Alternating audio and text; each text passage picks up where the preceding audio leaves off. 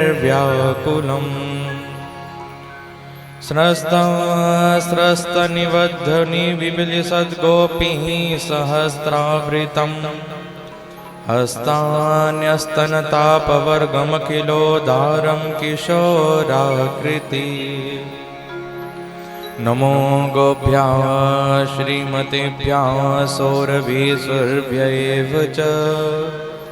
नमो ब्रह्मसुताभ्यश्च पवित्राभ्यो नमो नमः। श्रीनारायणाय विद्महे वासुदेवाय धीमहि तन्नो विष्णुः प्रचोदयात्। ॐ नमो भगवते वासुदेवाय।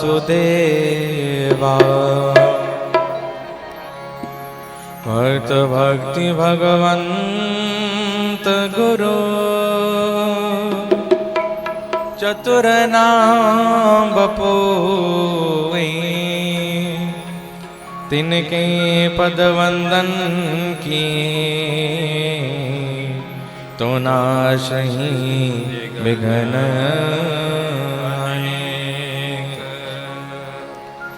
जय जय राधा रमण जय जय नवल किशोर। जय गोपी चित चोर प्रभु जय जय माखन चोर।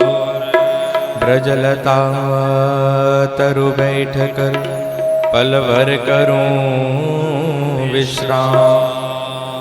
ब्रजरज मुख में डारे के सब बोलो श्री राधे श्याम। सब बोलो श्री राधे श्याम। सब बोलो श्री राधे श्याम। बोले श्री राधा रानी सरकार की जय। बोलिए श्रीमद् भागवत महापुराण की जय। बोलिए श्री सुखदेव जी महाराज की जय। बोलिए शंकर भगवान की जय। बोलिए श्री हनुमान जी महाराज की जय। बोलिए श्री शनिदेव जी महाराज की जय। भगवती श्री नैना देवी माता की जय। भगवती श्री जालफा देवी माता की जय। बोलिए सभी देवी देवताओं की जय। बोलिए सभी हरि संतों की जय। बोलिए सभी हरि भक्तों की जय।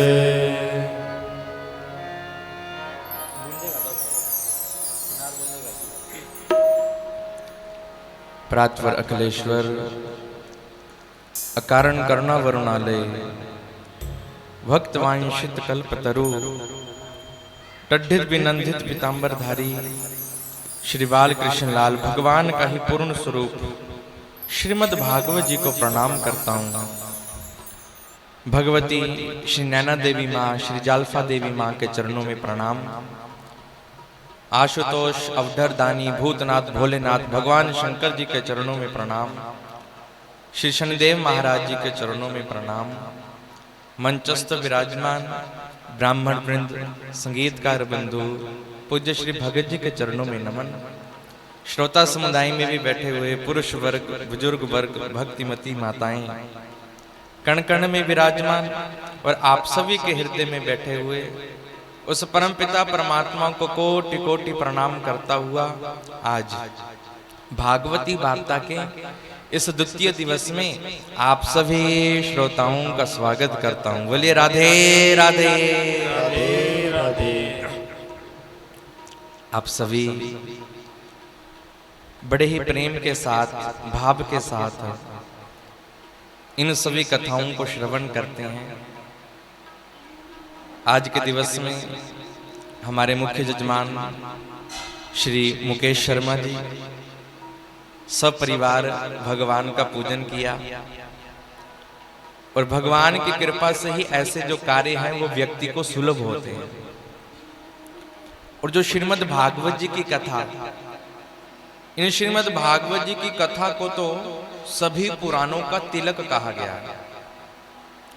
भागवत जी की बड़ी महिमा बताई गई। कल के दिवस में आप सभी ने भी महिमा के बारे में श्रवण किया था। तो तिलक कहकर संबोधित किया गया, श्रीमद् भागवतम शास्त्रम। और कहा जाता है कि जिस प्रकार से एक स्त्री अपना श्रृंगार करती है,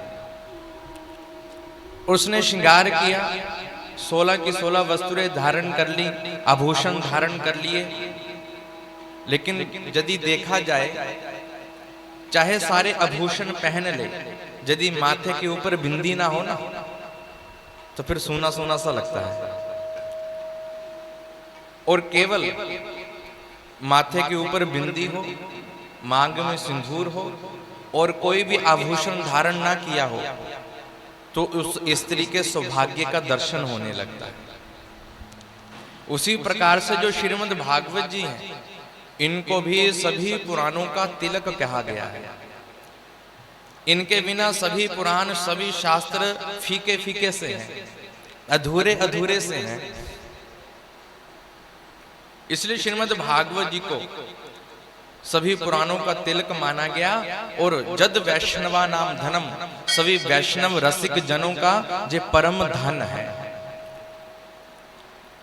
कल के दिवस में भजन के माध्यम से भी आप सभी ने श्रवण किया था ना, कि हम सब का जो असली धन है वो तो राम नाम का धन है। उसी प्रकार से सभी पुराणों को जो शास्त्र में बताया गया, वो श्रीमद् भागवत जी को ही श्रेष्ठ बताया गया। क्योंकि प्रेत जोनी में पड़ा हुआ एक व्यक्ति, उसका भी जो उद्धार करने वाली है। यदि कोई भाव के साथ इन कथाओं को श्रवण करें, भागवत जी की शरण में आ जाएं, तो उस व्यक्ति की सारी जो मनोकामना है वो पूर्ण हो जाती है। इच्छाओं की पूर्ति करने वाली श्रीमद् भागवत जी है। और इसमें वर्णन भगवत्या प्रोक्तम इति भागवतम, इसमें भगवान के बारे में तो बताया ही है, लेकिन भगवान के साथ साथ उनके भक्तों के बारे में भी बताया है।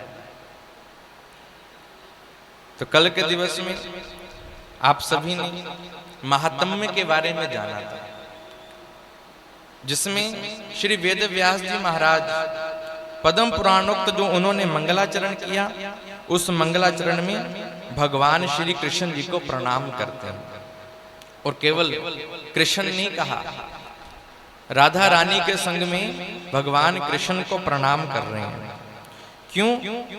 क्योंकि उनकी कृपा के बिना एक भाव श्रीमद् भागवत जी का ऐसे लिया जाता है, पूर्ण यदि शब्दों को देखा जाए तो श्रीमद् भागवत, श्री अर्थात राधिका रानी जी, एक श्री लक्ष्मी जी का वाचक भी है।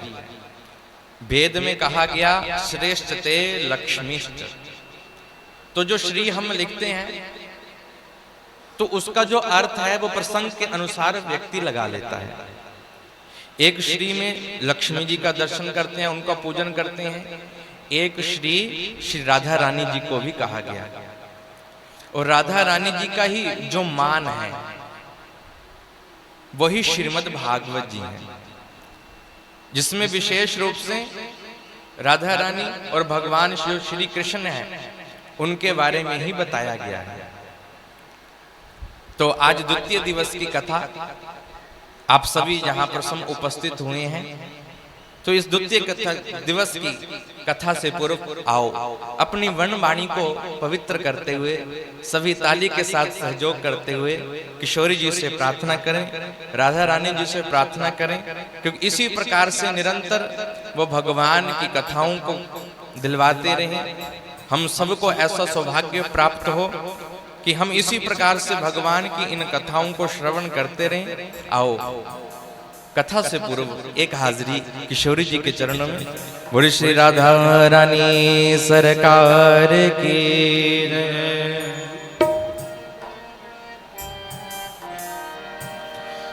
राधे तेरे चरणों की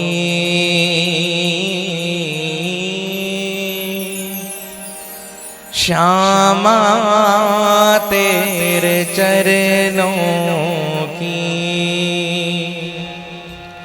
गढ़ धूल जो मिल जाए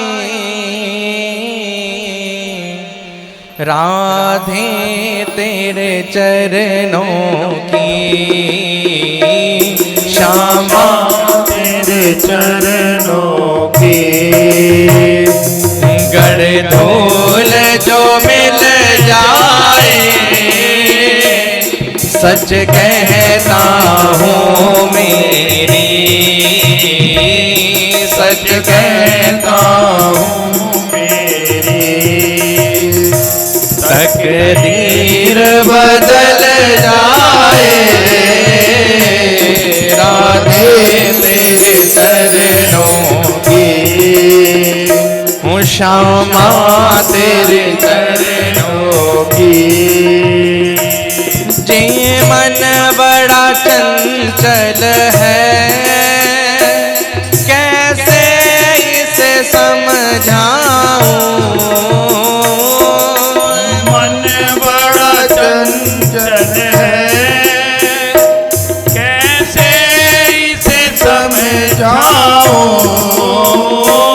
जितना इसे समझाऊं जितना इसे समझाऊं उतना ही मचल जाए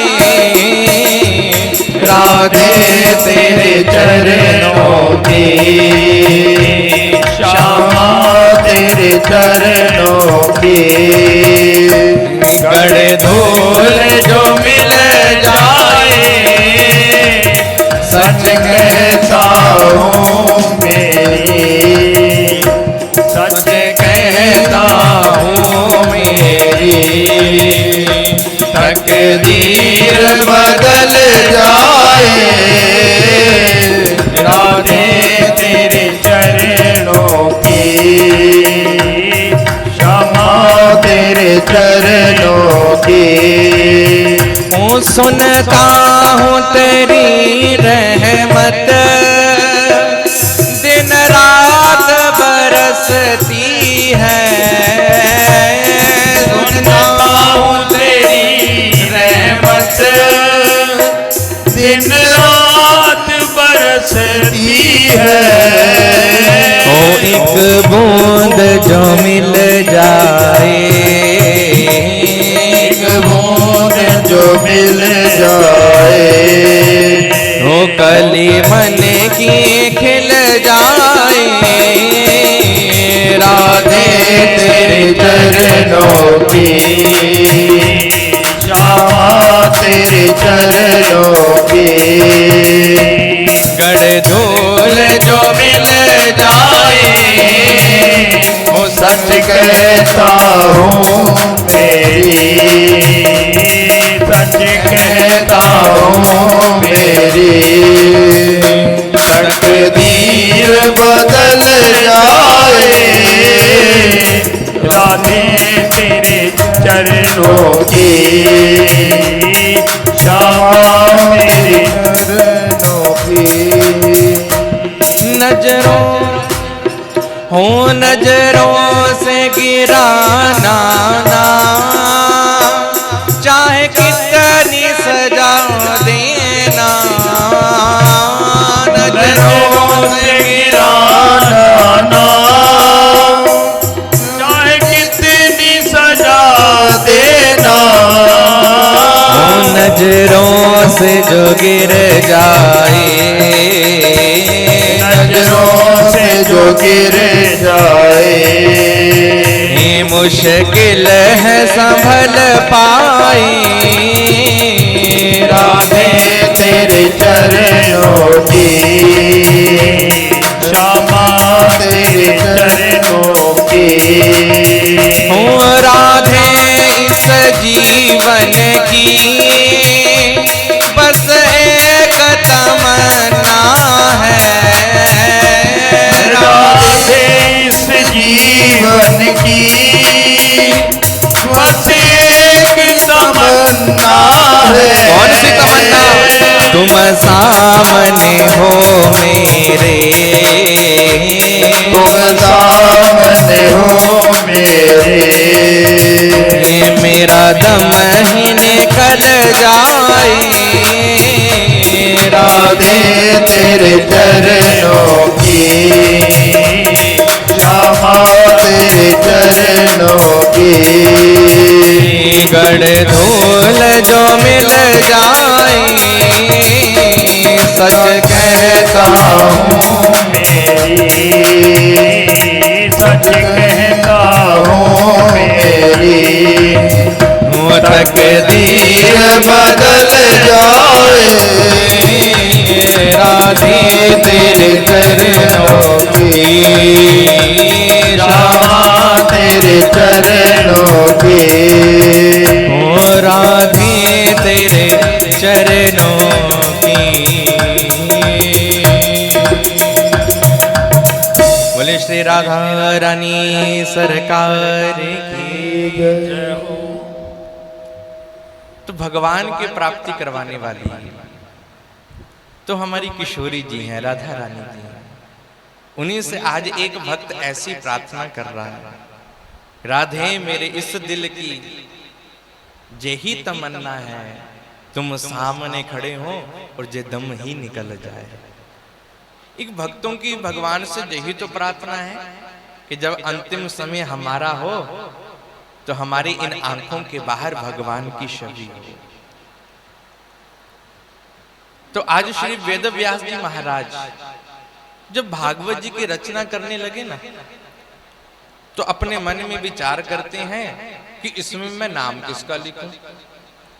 भाई जो श्री कृष्ण ने लिख दिया वो नाम तो उन्होंने पद्म पुराण में जो मंगलाचरण किया, जो भागवत जी की महिमा लिख दी उसमें लिख दिया। लेकिन आज जब वो भागवत जी की रचना करने लगे तब मन में विचार कर रहे हैं कि इसमें सर्वप्रथम मैं नाम किसका लिखूं। तो मंगलाचरण करने के लिए बैठे ही थे, क्योंकि उनके मन में ऐसा भाव क्यों आया कि एक रसिक हुए, एक कवि हुए श्री कालिदास जी महाराज। उन्होंने बहुत सारे महाकाव्य लिखे, रघुवंश महाकाव्यम लिखते हैं। तो एक उन्होंने ग्रंथ लिखा कुमार संभव। ये जो ग्रंथ है ये इसको पूरा नहीं लिख पाए, ये अधूरा रह गया। क्यों? क्योंकि आरंभ में ही सरस्वती माता जी की इन्होंने ज्यादा वंदना कर दी। जब लक्ष्मी जी के पास लेकर गए और लक्ष्मी जी देखती हैं, अरे इसमें तो केवल सरस्वती जी का ही नाम लिखा है, हमारा तो नाम कहीं लिखा ही नहीं है। इस बात के ऊपर लक्ष्मी जी रुष्ट हो गई और उन्होंने कह दिया, क्रोधवशात कह दिया कि इस ग्रंथ की तुम पूर्ति नहीं कर पाओगे, पूरा नहीं लिख पाओगे। और वैसे ही हुआ, बुद्धि में कोई बात आई नहीं। अरे भाई आप कुछ लिखने के लिए बैठे हैं, जब बुद्धि में कोई बात आएगी तभी तो उसको लिखोगे ना। तो इस ग्रंथ को वो पूरा नहीं लिख पाए। हम सभी रामचरितमानस का भी पाठ करते हैं ना, तो उसमें भी गोस्वामी श्री तुलसीदास जी महाराज जी ने 9 दोहे और 72 चौपाइयों में केवल मंगलाचरण किया है, किसी को छोड़ा नहीं, सबका नाम लिखते हैं।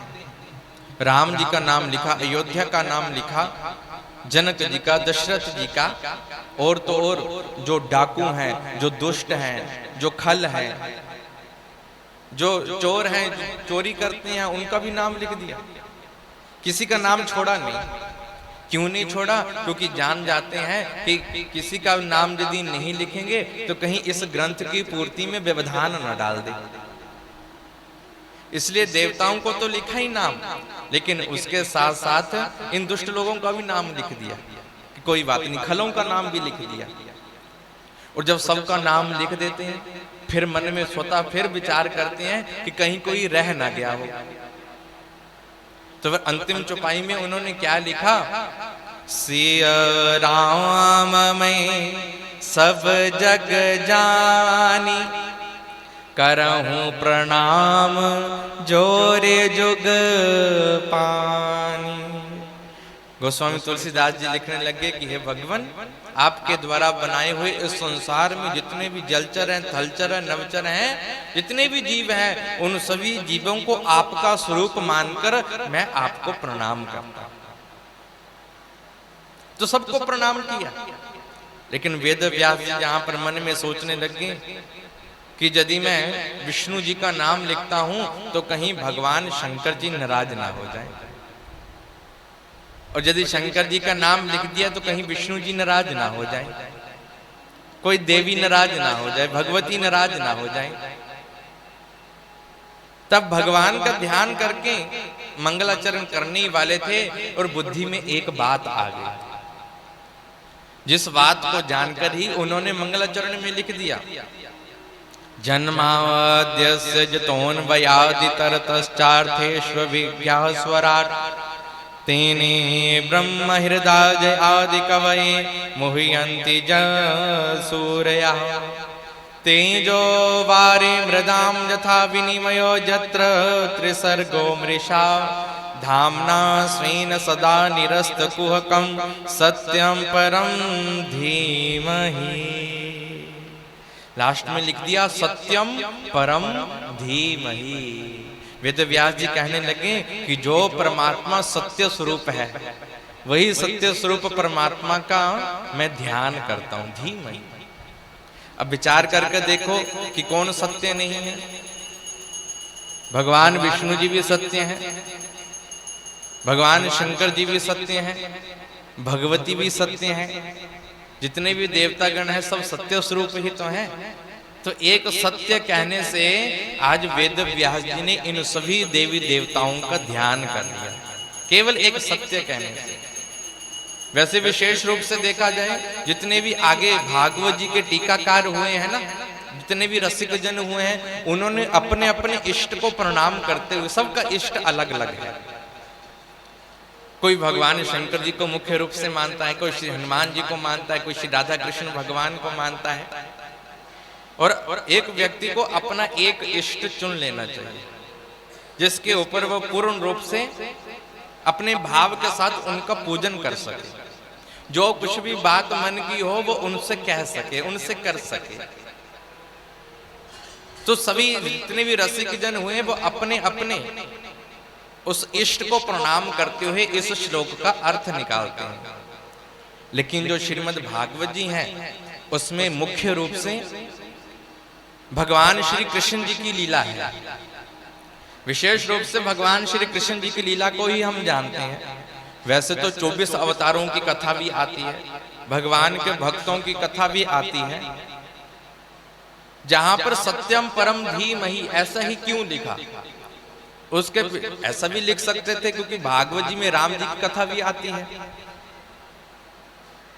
तो सत्य की जगह अरे कृष्ण जी का नाम लिखा तो कृष्णम परम धीमहि, रामम परम धीमहि।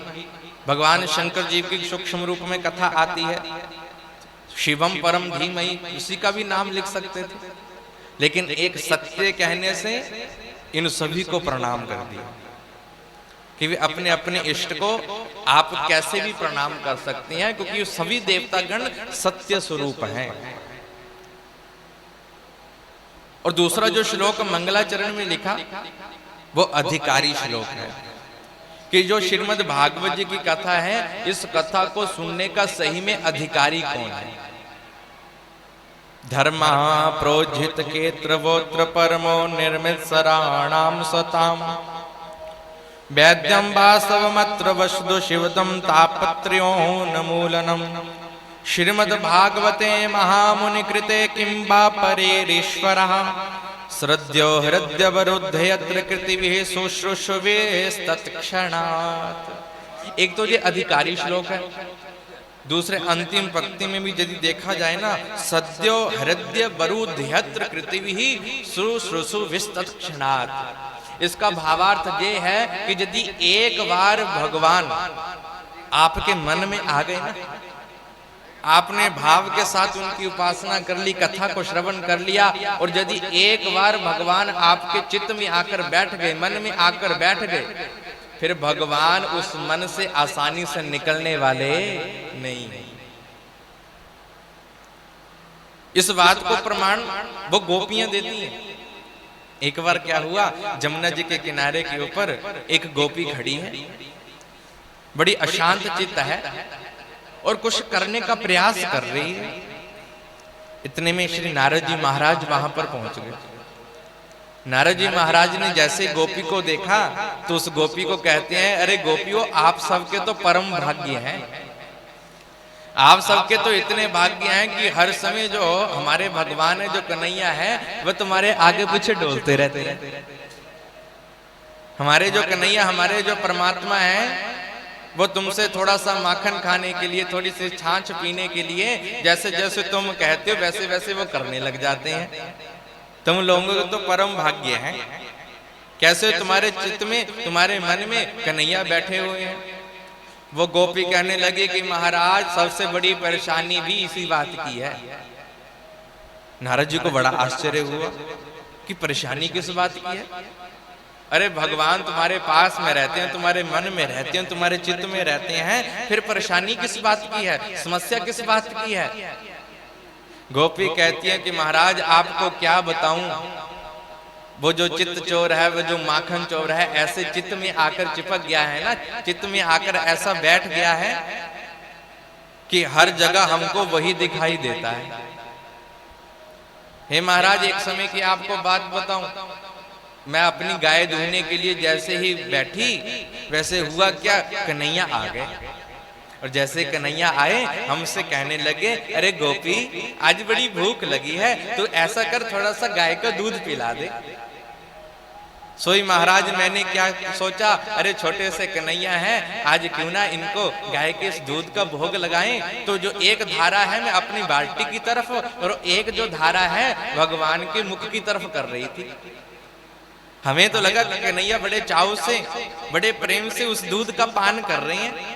एक धारा में उनके मुख कमल के ऊपर ही भगवान पिए जा रहे हैं, पिए जा रहे हैं, लेकिन हमें तो ऐसा ही लगा कि कन्हैया पी रहे हैं। थोड़ी देर के बाद मेरी सांस आ गई, और जैसे सांस आई उसने मुझको हिलाया, अरे तेरे को क्या हो गया है, सारा का सारा दूध तूने नीचे गिरा दिया है, देख जरा ध्यान से देख। और महाराज, आपको क्या बताऊं, जैसे मैं ध्यान से देखी, सारा का सारा दूध है वो नीचे पड़ा हुआ था। हमें लगा कन्हैया पी रहे हैं, कन्हैया आए हैं, और वो सारा का सारा दूध तो नीचे गिर गया हुआ था। ऐसे बहुत बार हमारे साथ हो चुका है। प्रतिदिन सासू माँ से कोई ना कोई किसी ना किसी कारण काम के ऊपर डांटी पड़ती रहती है। हमें तो लगता है हमारे कन्हैया प्रतिदिन हमारे पास आते हैं, इसी प्रकार से कहते हैं, आज मेरे को दूध पिला दे, आज मेरे को माखन का भोग लगा दे। लेकिन थोड़ी देर के बाद यदि मैं देखती हूँ तो वहां पर कन्हैया तो होते ही नहीं है। जो भी माखन दूध दही होता है, सारा का सारा नीचे धरती के ऊपर गिरा हुआ होता है। वो ऐसे चित्त में आकर बैठ गए हैं, मन में आकर बैठ गए हैं कि जहां जहां भी नजर जाती है, वहीं वहीं हमें कन्हैया ही नजर आते हैं। तो आज मैं उनको अपने इस मन से निकालने का प्रयास कर रही हूं, ताकि अच्छे से अपने घर का काम तो कर सकूं। नारद जी महाराज भी कहते हैं, अरे गोपियों, बड़े बड़े अमलात्मा महात्मा इस प्रकार से न जाने कितने हजारों वर्षों तक जब भगवान का भजन करते हैं, जोग तप करते हैं, वो भी अपने मन में सोचते हैं कहीं छोटी सी सांवली सी मूर्त भगवान की चित्त में आकर बैठ जाए, मन में आकर बैठ जाए। बड़े जतन करने के बाद भगवान कहीं जाकर आते हैं, लेकिन आपके तो चित्त में आकर बैठे हुए हैं, और देखो ये उनको निकालने का प्रयास कर रही है। तो मेरे कहने का भावार्थ ये है कि एक बार यदि भगवान किसी के मन में आकर बैठ गए ना, फिर वो आसानी से जाने वाले नहीं। और ये अधिकारी श्लोक है। अधिकारी श्लोक कैसे? भगवान कहते हैं कि देखो, मैं तो आने के लिए तैयार बैठा हूं, लेकिन इस मन में काम, क्रोध, लोभ, निंदा, चुगली, एक दूसरे के संसार के जो लोग हैं वही आकर बसे हुए हैं। भगवान कहते हैं, मैं तेरे पास आ भी जाता हूं, आ भी गया था, लेकिन देखता हूं तुम्हारे मन में तो कहीं जगह है ही नहीं। तुम्हारा मन तो वैसे ही सारा का सारा भरा हुआ है, तो मैं कहां पर आकर बैठूं? और देखो, भगवान किसके मन में आकर बैठ रहे हैं? जिसका जो मन है वो बिल्कुल निर्मल हो चुका हो। भगवान की शरण में आ भी कौन सकता है? राम कथा में मेरे राम जी स्वतः इस बात को कहते हैं, स्वतः इस बात को सुग्रीव जी से कह रहे हैं। जब उनके दल में जो रावण का छोटा भाई भविष्य है वो पकड़ा गया, सुग्रीव जी आगे, महाराज शत्रु का भाई है, बताओ इसको क्या सजा देनी है। भगवान कहते हैं सजा क्यों देनी, अरे वो हमारे कैंप में पकड़ा गया है, कोई ना कोई हमारी जो गुप्त समाचार है, जो हमारी योजनाएं हैं वो जहां से ले जाएगा, अपने भाई को जाकर बता देगा। तो उसी समय मेरे राम जी कहने लगे, नहीं नहीं भविष्य जी ऐसे नहीं है, उनको जहां पर लेकर आओ। सुग्रीव जी कहते हैं नहीं जहां पर लेकर नहीं आऊंगा, आप बताओ उसको सजा क्या देनी है। मेरे राम जी कहते हैं कि उनको कोई भी सजा नहीं देनी है। पहली बात तो मेरी शरण में कौन आ सकता है।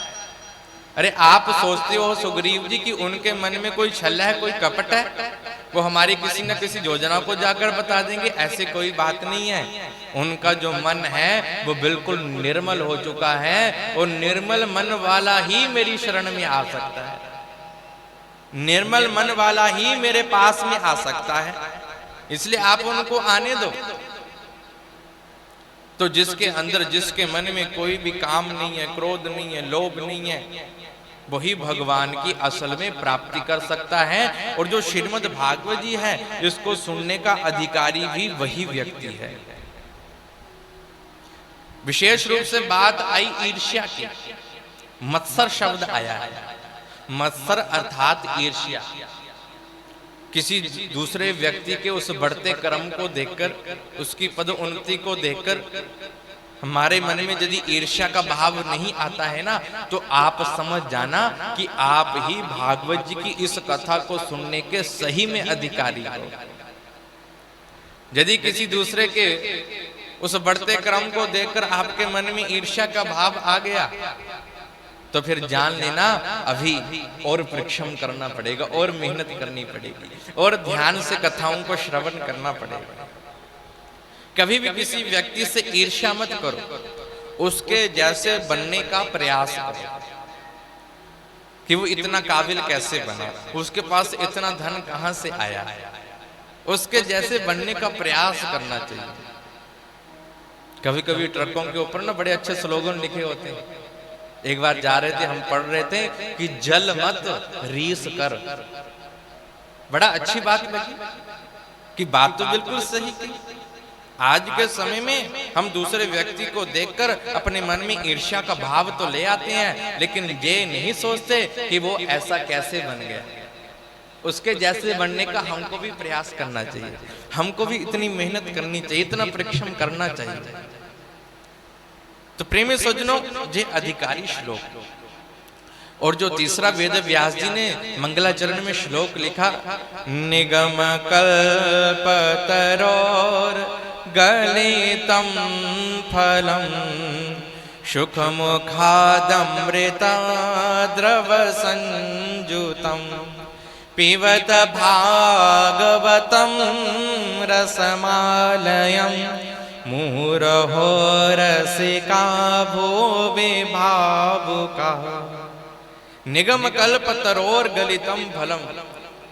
आज वेद व्यास जी ने लिख दिया और कह दिया कि जो वेद है ना, उस वेद रूपी वृक्ष का जो बड़ा ही सुंदर, सुस्वाद और जो मीठा फल है ना, वो श्रीमद् भागवत जी है। श्रीमद् भागवत जी को बड़ा सुंदर एक मीठा फल बताया। किसी ने प्रश्न कर दिया, महाराज आप ऐसा कैसे कह सकते हैं कि ये जो फल है वो मीठा ही है? भाई ये फीका भी हो सकता है, कड़वा भी हो सकता है, तीखा भी हो सकता है, आप उसको मीठा ही क्यों कह रहे हैं? क्योंकि एक फल बेचने वाला जो व्यक्ति है ना, जिसके पास कोई भी सम्मान होता है, वो बेचने वाला व्यक्ति सदैव अपने उस सम्मान की विशेषता ही बताता है। भाई इसके जैसा तो कोई सम्मान है ही नहीं, इसके ये बढ़िया कंपनी का है। कोई सब्जी बेचने वाला भी है, ताजी ताजी है, चाहे वो शाम तक भी आप खरीदते रहो तब भी वो ताजी रहेगी, चाहे 2-3 दिन की क्यों ना उसने रखी हो, फिर भी वो कहेगा महाराज ताजी ताजी सब्जी है। ऐसे एक केले बेचने वाला जा रहा था, जोर जोर से चिल्ला रहा था, अरे मलाई जैसे केले ले लो, मलाई जैसे केले ले लो। अब विचार करो, क्या उन फलों के ऊपर वो मलाई लगाकर आया है? ऐसा नहीं है। वो इस विशेषण के द्वारा क्या करना चाहता है? लोगों को उस फल के प्रति आकर्षित करना चाहता है, ताकि लोगों का जो ध्यान है उसके फल के प्रति बढ़ जाए और उससे वो खरीद ले। तो एक फल बेचने वाला जो व्यक्ति है वो सदैव अपने उस फल की विशेषता ही बताता है। तो जहां पर वेद व्यास जी ने भी कह दिया कि ये जो श्रीमद् भागवत रूपी फल है बड़ा मीठा फल है, तब प्रश्न किया महाराज ऐसा कैसे विश्वास मान ले? तो दूसरी पंक्ति, सुख मुखाद अमृत द्रव संयुतम। आज वेद व्यास जी कहने लगे कि आपको विश्वास मानना पड़ेगा कि ये जो फल है वो मीठा ही है। क्यों? क्योंकि जो फल होते हैं ना, उन फलों का सबसे अच्छा जो पारखी है, जो परीक्षण करने वाला है, वो एक तोता होता है। तोता जिस फल को मुख लगा दे, समझ जाना चाहिए कि वो जो फल है वो मीठा ही होगा। किसी भी फीके, किसी भी खट्टे, किसी भी तीखे फल को जो शुक है, जो एक तोता है, वो मुख नहीं लगाता। वो जिस फल को मुख लगाएगा वो मीठा ही होगा। तो जहां पर वेद व्यास जी कहने लगे इस भागवत रूपी फल को मैं मीठा इसलिए बता रहा हूं, इसलिए कह रहा हूं क्योंकि इनको जो मुख लगा है वो श्री सुखदेव जी महाराज जी का, जो श्री सुखदेव जी महाराज शुक तोता स्वरूप है, उन्हीं के मुखारबिंद से ये कथा प्रवाहित हुई है। इसलिए ये जो भागवत जी हैं वो बड़ा ही एक मीठा सुस्वाद सुंदर फल है। और कहा जाता है कि इसका पान हमने कैसे करना है? पीवत भागवतम रसमालयम। वैसे तो हम कोई भी वस्तु खाते हैं जब पीते हैं अपने उस मुख के द्वारा ना, लेकिन भागवत जी की इन कथाओं का जो रसस्वादन है वो हमने अपने इन दोनों कानों के द्वारा करना है, अपने इन दोनों कर्णों के द्वारा करना है।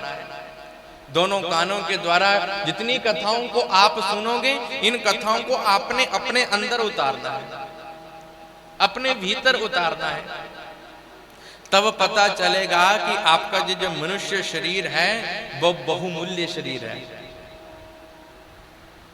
आपको भगवान ने आपकी जो मनुष्य ये मूर्ति बनाई है, ये बहुमूल्य एक मूर्ति है। एक बार मूर्तिकार ने ना दो मूर्तियां बनाई और दोनों मूर्तियां बिल्कुल एक जैसी, एक ऋषि जी की एक जैसी मूर्तियां बनाई। और सबसे प्रश्न करता है कि इन मूर्तियों में आपने अंतर ढूंढना है। एक बनाई तो एक जैसी सोने की मूर्तियां बनाता है, लेकिन एक मूर्ति का जो रेट है, जो प्राइस है वो 10 रुपये रख दिया, और जो दूसरी मूर्ति है उसका जो रेट है वो 1 लाख रुपये रख दिया। दिखने में एक जैसी है, सोने की ही बनाई है, लेकिन वो मूर्तिकार कहता आपने अंतर ढूंढना है कि इसमें से 10 रुपए वाली मूर्ति कौन सी है और 1 लाख रुपए वाली मूर्ति कौन सी है।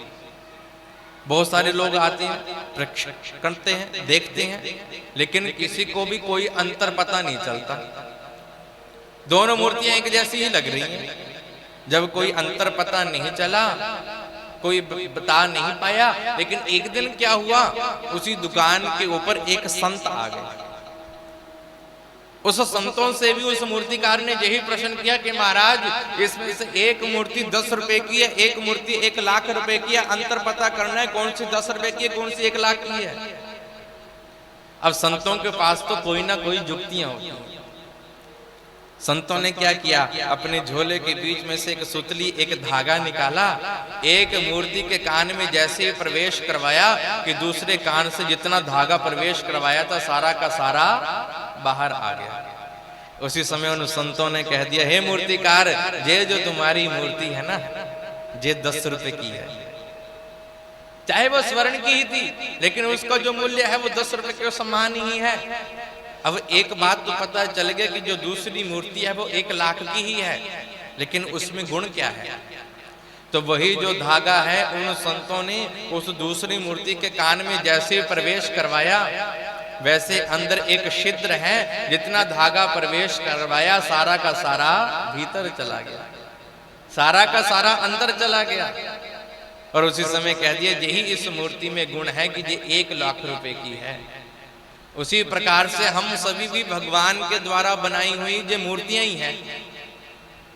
अब इसमें से हमको पता चलना कैसे पता चलेगा? यदि तो आप इन कथाओं को दोनों कानों से श्रवण करते हुए उसको अपने भीतर उतार रहे हो, तब तो आप 1 लाख की मूर्ति हो। और यदि एक कान से सुना और दूसरे कान से बाहर कर दिया, तो फिर जान जाना कि आप 10 रुपए वाली मूर्ति हो। क्योंकि ये जो कथाएं हैं ना, वो सदैव हमको जीना सिखाती है कि हमको अपने जीवन में कैसे जीना है, कैसे अपने परिवार का निर्वाह करना है, कैसे संसार में रहते हुए भगवत प्राप्ति करनी है। कथा जीवन में जीने का सही रास्ता दिखाती हैं, और जो प्यासे हैं उनको जो प्रेम का अमृत पिलाती हैं, जो तड़पते हैं मेरे प्रभु से मिलने के लिए, ये भागवत जी की कथा उन सबको मेरे वांके बिहारी से मिलाती है, मेरे श्याम सुंदर से मिलाती है। तो ये जो कथाएं हैं वो तो भगवान से मिलाने वाली हैं, भगवान की प्राप्ति करवाने वाली ये कथाएं हैं। पीबत भागवतम रसमालयम मुहुः रहो रसिका भुवि भावुकः। परम रसिक जनों की ये जो भागवत जी है, विद्वत जनों ही जानाति। एक विद्वान का भी आपने यदि परीक्षण करना है ना, तो भागवत जी की कथा से पता चलता है। विद्यामताम भागवते परीक्षा, क्योंकि इसमें एक एक श्लोक का अर्थ निकालना, देखो कथा के साथ साथ श्लोकों का उच्चारण भी किया जाता है, ताकि आपको पता चल जाए कि इस श्लोक के माध्यम से ऐसा अर्थ निकाला गया है। तो परम रसिक जनों को जो इस भागवत जी का पान किया है, वह अपने इन दोनों कानों के द्वारा श्रवण करके उन सभी ने अपने भीतर उतारा है। बोले राधे राधे राधे राधे। देखो जब राधे राधे बोलना है ना, तो दोनों हाथ उठाकर खूब मस्ती से बोला करो। इससे पता क्या होता है? जब हम दोनों हाथ उठाकर राधे राधे बोलते हैं ना, तो भगवान के दरबार में हमारी हाजिरी लग जाती है। जैसे हम लोग स्कूल में जाते हैं, तो स्कूल में जाते ही पहले ही जो कक्षा हुआ करती थी, उसमें क्या होता था, जो भी मैडम सर आते थे सबसे पहले हमारी हाजिरी लगाते थे कि कौन कौन आया है और कौन कौन नहीं आया है। उसी प्रकार से ये अध्यात्म की पाठशाला ही है, इसमें भगवान भी देख रहे हैं कि कौन कौन कथा श्रवण करने के लिए आया है, कौन कौन अभी घर में बैठा है। तो आप लोग जब आए हो तो आपकी हाजिरी कैसे लगेगी? जब हम दोनों हाथ उठाकर राधे राधे बोलते हैं ना, उसी समय ये हाजिरी लगती है। और दूसरी पता क्या है, कथा सुनते सुनते 2 व्यवधान बहुत पड़ते हैं। एक तो ये निंद्रा देवी कब चुपके से आकर पलकों के ऊपर आकर बैठ जाए, इसका पता नहीं चलता, आलसा आने लगता है। और दूसरा है हमारा मन राम, जहां कथा सुनते सुनते कब किस दुकान का हिसाब करने के लिए पहुंच जाए, कब दिल्ली काशी मथुरा पहुंच जाए, इसका भी कुछ पता नहीं चलता। इसलिए बीच बीच में राधे राधे बोला जाता है। एक तो हाजिरी लग जाती है, और दूसरा होता क्या है कि निंद्रा देवी आने ना पाए, मन राम कहीं जाने ना पाए, और बीच बीच में मेरे साथ राधे राधे बोलते जाएं। बोलिए राधे राधे। तो जो इस प्रकार से राधे राधे बोलता है, आओ भजन के माध्यम से हम सभी भगवान के दरबार में हाजिरी लगाते हैं। जेड़ा राधे राधे गावे ओदी लगे हाजरी, जेड़ा राधे राधे गावे ओदी लगे हाजरी, जेड़ा राधे राधे गावे ओदी लगे हाजरी, जेड़ा राधे राधे गावे ओदी लगे हाजरी। वृंदावन जानिया मैं दर्शन पानिया, वृंदावन जानिया मैं दर्शन पानिया, दर्शन पाके नैन सफल बना दिया, दर्शन पाके नैन सफल बना दिया। जय हो जय हो। जेड़ा वृंदावन जावे ओदी लगे हाजरी, ओ जेड़ा वृंदावन जावे ओदी लगे हाजरी, जेड़ा राधे राधे गावे ओदी लगे हाजरी, जेड़ा राधे राधे गावे ओदी लगे हाजरी। वृंदावन विच बहे जमुना कहे जमुना महारानी। जमुना महारानी मेरी राधा महारानी। जमुना महारानी मेरी राधा महारानी। ओ जेड़ा जय हो, जेड़ा जय हो। जेड़ा जमुना नहावे ओदी लगे हाजरी। ओ जेड़ा जमुना नहावे ओदी लगे हाजरी। जेड़ा राधे राधे गावे ओदी लगे हाजरी। ओ जेड़ा राधे राधे गावे ओदी लगे हाजरी। ए किस गोपी चंदन में तिलक बनावा। किस गोपी चंदन में तिलक बनावा। तिलक बनावा शाम मस्तक लगावा। ओ तिलक बनावा शाम मस्तक लगावा। ओ जेड़ा जय हो, जेड़ा जय हो। जेड़ा चंदन लगावे ओदी लगे हाजरी। ओ जेड़ा चंदन लगावे ओदी लगे हाजरी। जेड़ा राधे राधे गावे ओदी लगे हाजरी। जेड़ा राधे राधे गावे ओदी लगे हाजरी। कोरे कोरे कुचे बिच दही में जमानिया। गोरे गोरे कुजे बिच दही में जमा दिया। रिड़क के दही ओदा मक्खन बनानिया। रख के दही ओदा मक्खन बना दिया। ओ जेड़ा जय हो, जेड़ा जय हो। जेड़ा मक्खन खोआवे ओदी लगे हाजरी। ओ जेड़ा मक्खन खवावे ओदी लगे हाजरी। जेड़ा राधे राधे गावे ओदी लगे हाजरी। ओ जेड़ा राधे राधे गावे ओदी लगे हाजरी। ओ किशन कन्हैया लगदा सोना। कृष्ण कन्हैया लगदा सोना। लगदा सोना बड़ा मन मोना। लगदा सोना बड़ा मन मोना। ओ जेड़ा जय हो, जेड़ा जय हो। जेड़ा ठुमका लगावे ओदी लगे हाजरी। ओ जेड़ा ठुमका लगावे ओदी लगे हाजरी। जेड़ा राधे राधे गावे ओदी लगे हाजरी।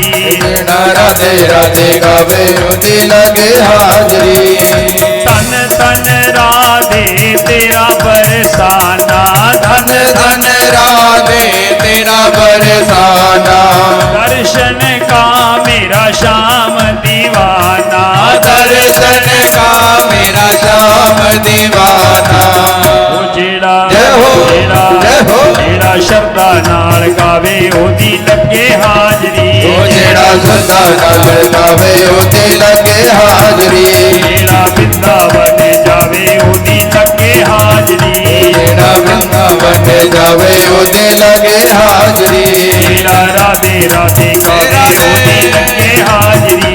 जेड़ा राधे राधे गावे ओदी लगे हाजरी।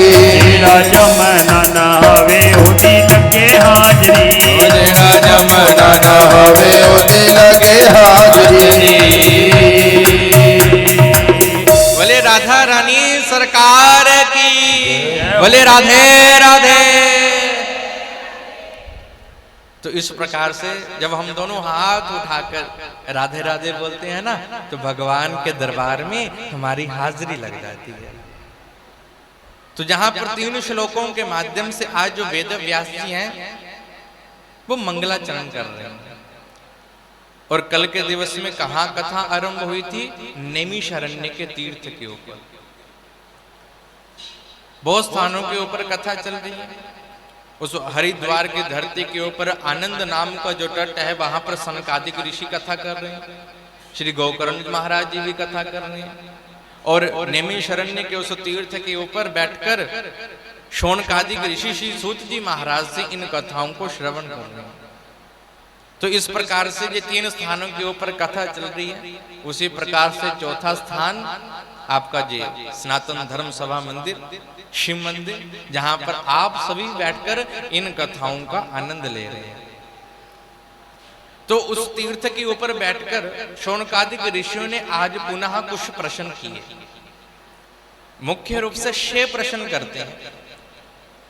सबसे पहले प्रश्न किया, पूछते हैं सूत जी महाराज, आप हमको ये बताओ कि इस प्राणी मात्र का कल्याण कैसे हो सकता है, इस जीव का कल्याण कैसे हो सकता है। दूसरी बात कही, शास्त्र तो बहुत हैं, लेकिन इन सभी शास्त्रों का सार क्या है? तीसरा प्रश्न किया, यदि भगवान सर्वसमर्थ हैं, क्योंकि भगवान क्या है, भगवान इस सृष्टि की रचना कर रहे हैं, पालन कर रहे हैं, संहार कर रहे हैं, तो वो तो सर्वसमर्थ हैं। यदि भगवान सर्वसमर्थ हैं तो वो फिर इस धरातल के ऊपर अवतरित होकर क्यों आते हैं? और यदि वो आए भी हैं तो इस धरातल के ऊपर भगवान के कितने अवतार हुए हैं? पांचवा प्रश्न किया कि इस जीव का परम लक्ष्य क्या है, किस लक्ष्य की ओर जीव को जाना चाहिए, किस लक्ष्य की ओर जीव को बढ़ना चाहिए, लक्ष्य के बारे में बताइए। और छठा प्रश्न करते हैं, धर्मम कम शरणम गतः। जब भगवान अपनी उस लीला का संवरण करके अपने लोक को चले जाते हैं, फिर उसके बाद ये जो धर्म है वो धर्म किसकी शरण में जाता है? जिस प्रश्न किया, इन 6 प्रश्नों में ही श्रीमद् भागवत जी की आगे की कथा को कहा जाता है। सबसे पहले जो प्रश्न था कि इस प्राणी मात्र का कल्याण कैसे हो सकता है, तो सूत जी महाराज कहते हैं कि हे ऋषियों, प्राणी मात्र का कल्याण तो केवल भगवान के चरणों में है, भगवान की शरण में है। भगवान की शरण के बिना इस जीव का कल्याण होने वाला नहीं है। चाहे वो भगवान की शरण किसी भी माध्यम से ले, उनके तक पहुंचने के लिए बहुत सारे रास्ते हैं, बहुत सारे मार्ग हैं। कोई प्रेम मार्ग के द्वारा चल पा रहा है, भगवान तक पहुंच पा रहा है।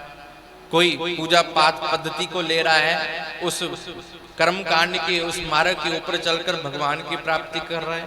कोई योग कर रहा है, कोई तप कर रहा है, कोई भक्ति कर रहा है, कोई कथा के माध्यम से भगवान की शरण में आ रहा है।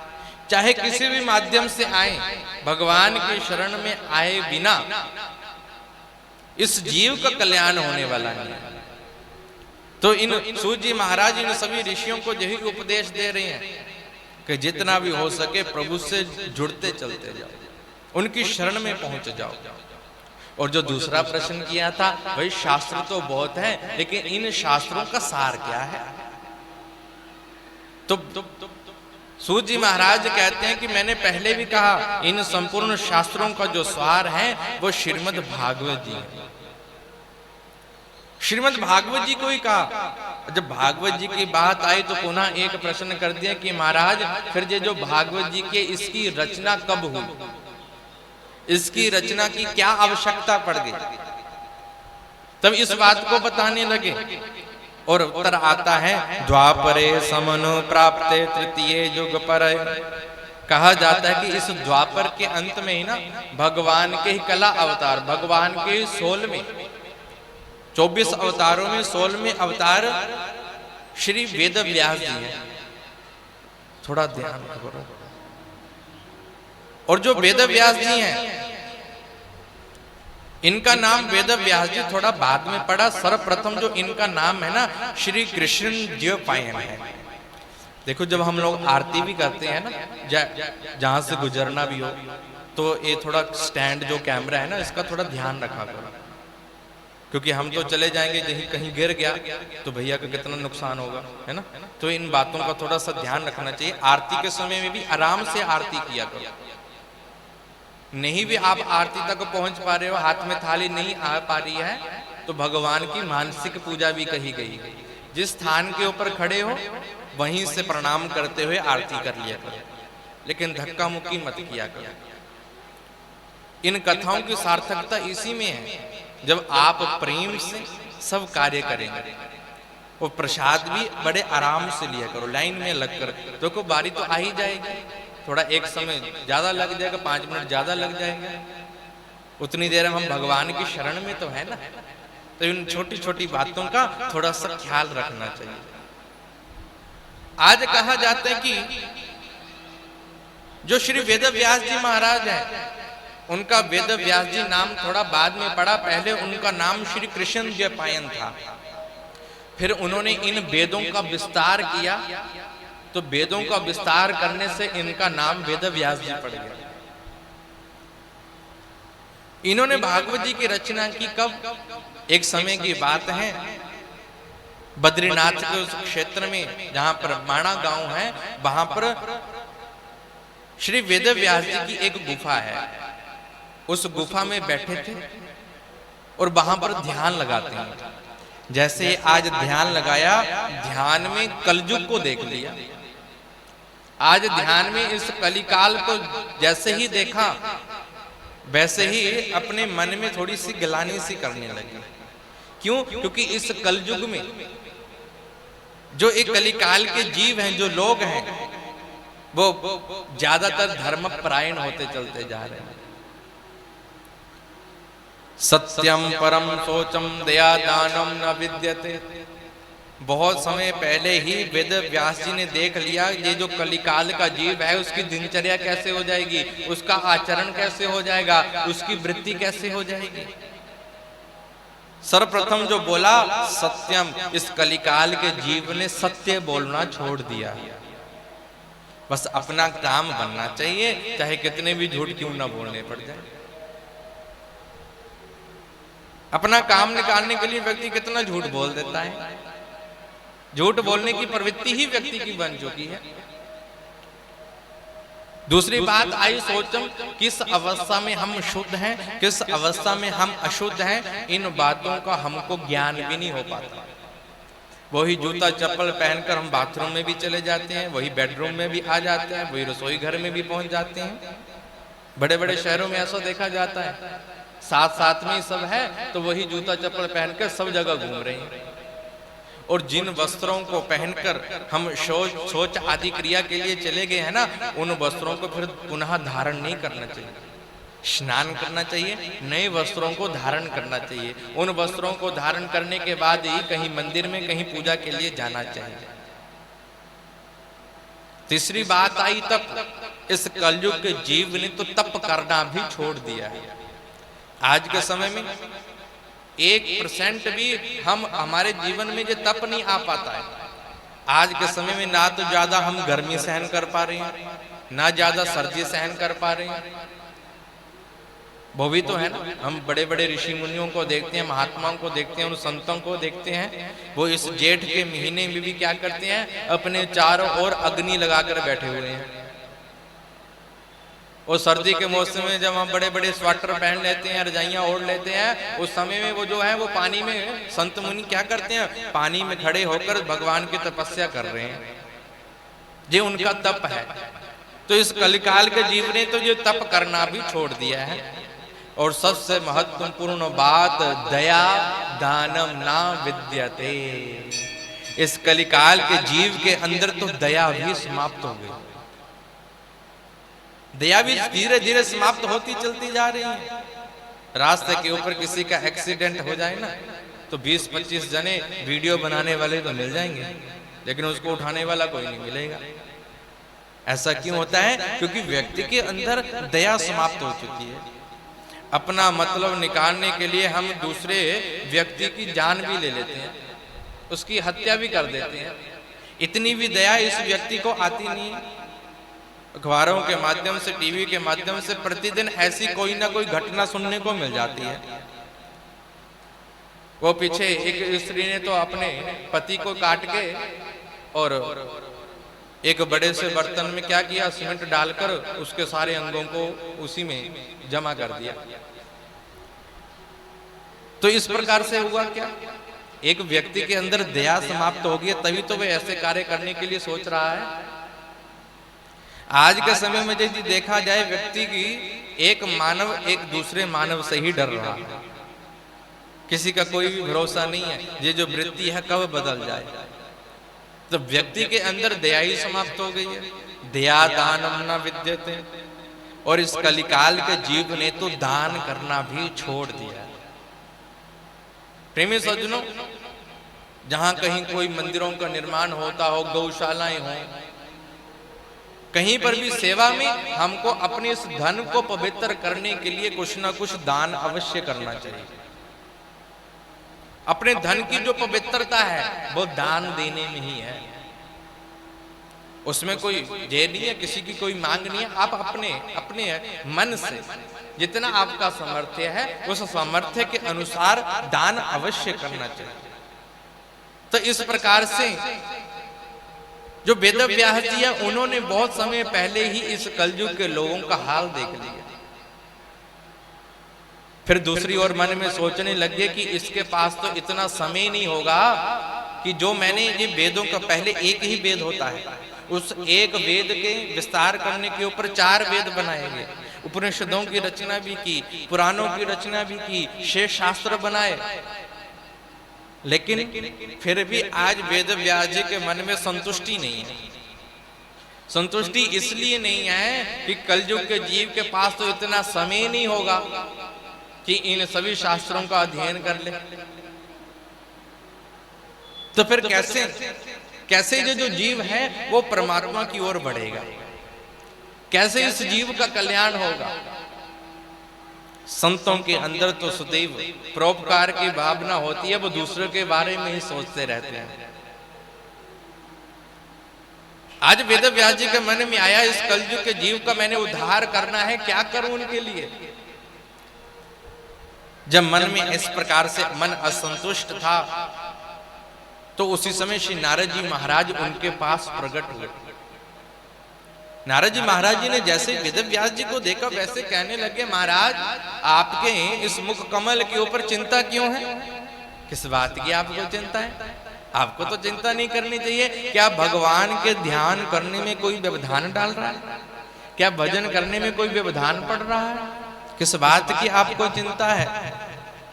नारद जी महाराज समझाने लगे, चिंता नहीं करनी चाहिए। जो व्यक्ति चिंता करता है ना, चिंता से चतुराई घटे घटे रूप और मान, चिंता बड़ी अभागनी चिंता चिता समान। यदि निरंतर व्यक्ति चिंता को करता रहेगा ना तो एक ना एक दिन वो जो चिंता है उस व्यक्ति को चिता तक पहुंचा देगी। लेकिन हमने चिंता नहीं करनी। भागवत जी की शरण में बैठे हैं ना, तो हमने क्या करना है? हमने तो प्रभु का चिंतन करना है। मैंने कल नियम में एक बात कही थी ना कि जब भी कथाओं में आना हो तो खाली हाथ नहीं आया जाता, कुछ ना कुछ लेकर आना चाहिए। तो ज्यादा आप कुछ ना लेकर आ पाओ ना, कल से पता क्या करना, आपके घर की जितने भी चिंताएं होंगी ना उन चिंताओं को ले आना, सारी चिंताओं को लेकर आना, भागवत जी के आगे समर्पित कर देना, चढ़ा देना जहां पर, और जहां से प्रसाद के रूप में प्रभु का चिंतन ले जाना। ऐसी बात मैं क्यों कह रहा हूं? क्योंकि ये जो चिंता है उस चिंता की भी जो प्रतिज्ञा है, जब तक व्यक्ति को चिता तक न पहुंचा दे तब तक चैन से नहीं बैठती। उसी प्रकार से प्रभु का चिंतन जो है उस चिंतन की भी जो प्रतिज्ञा है, जब तक व्यक्ति को भगवान से न मिला दे तब तक चैन से नहीं बैठता। इसलिए चिंता को छोड़कर चिंतन करो।